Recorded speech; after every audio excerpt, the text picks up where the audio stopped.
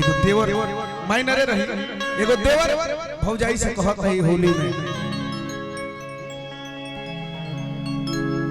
कि हमारा पसंद बाड़ी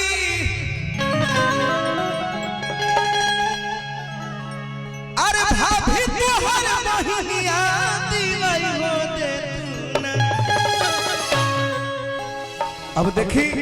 कितना सुंदर बाप बा देवरा कहता कि भाभी तू जब इतना सुंदर बाड़ू तो ऊ कितना सुंदर बाड़ी। अब कैसे लगा है ओके ना कि हमारा पसंद बाड़ी अरे भाभी तोहर बहिनिया दीवाई हो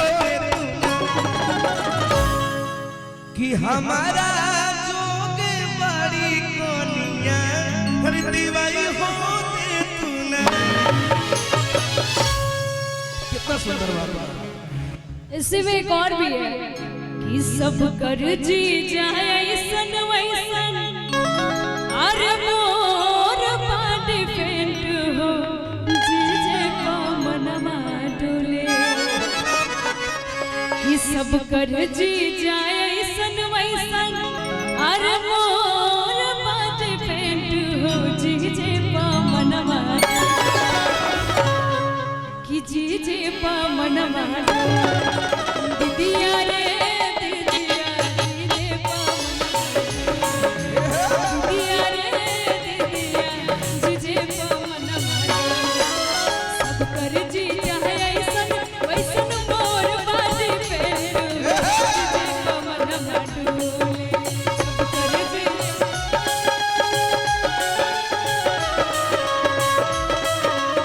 सब कर जी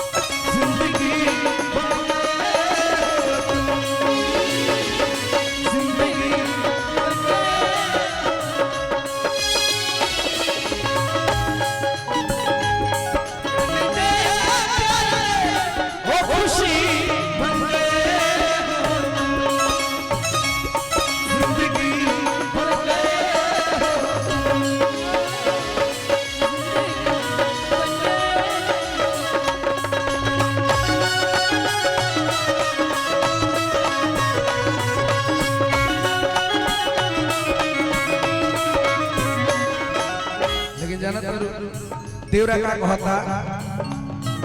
शादी करा दो भाभी हो ये उपकार हो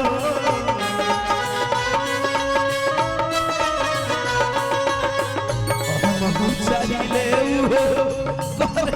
प्यार हो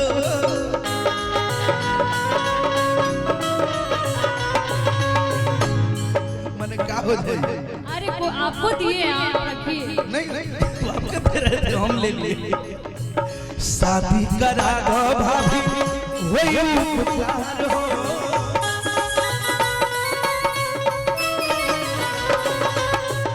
हम चाहिए हो करेली प्यार हो